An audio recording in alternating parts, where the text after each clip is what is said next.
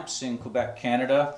I have here on the bench a recently completed 5F1 Champ Replica, replicating a late 50s Tweed. This is a 5-watt amp, single volume control, single channel.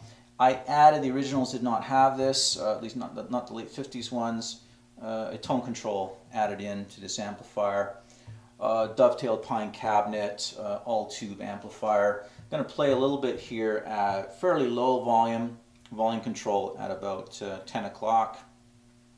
And with a 5-watt amp, you know, it's not going to get overwhelmingly loud at any volume, so that's one of the advantages of this amp for practice, small gigs, you know, little patio gigs, or studio recording situations where you want to keep the volume in check while still getting the natural tube sound. I've got the tone at about 2 o'clock, volume at about 10 o'clock, using Fender Strat on the bridge pickup. No pedals involved here, this is just straight into the amp.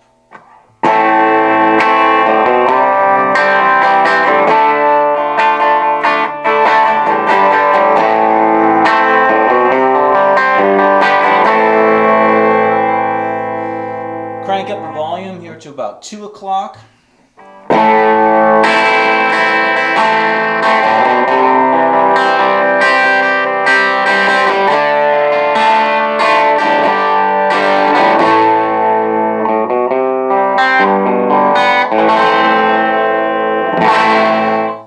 And let me crank the volume almost all the way up to about 3 o'clock.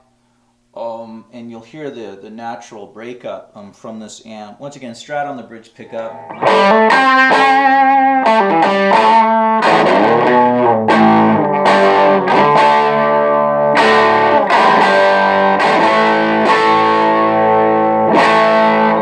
Now, let me switch to the neck pickup on the Strat and show you what I like to do with this amplifier.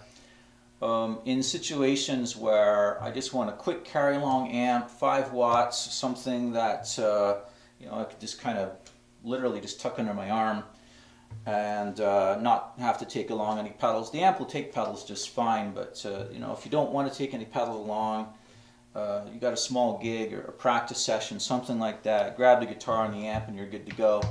So what I tend to do is I'll run the volume pretty high. I'm going to leave it at about 3 o'clock. I've got the tone at about 2 o'clock. And if I run the guitar on the neck pickup at about 6 to 7 on the guitar, so I should get a fairly clean.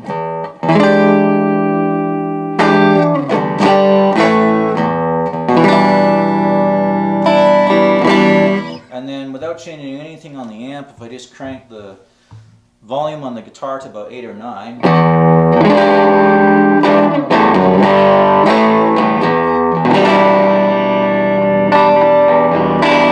A little more of a grittier rhythm tone. And then just by turning the volume on the guitar right up to 10, I've got my...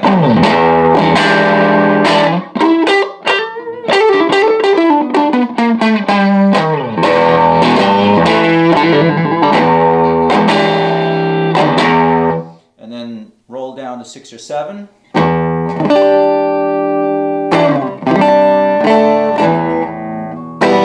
So without even touching the amp, that's the advantage of the responsiveness of an all-tube amp, is you can get a fair amount of tonal versatility just in a really simple way. Last couple things I want to say about this amp before I end the video. This is wired up with true point-to-point wiring. The originals had a hand-wired eyelet board, and that's what was in the first couple of these that I built. This is the most recent one. I decided to use point-to-point wiring.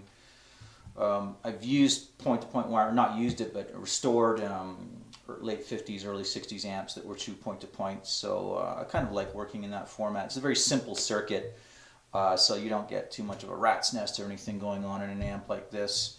Tone control just gives a little more tonal variety. Cabinet is a dovetailed pine cabinet, lacquered tweed.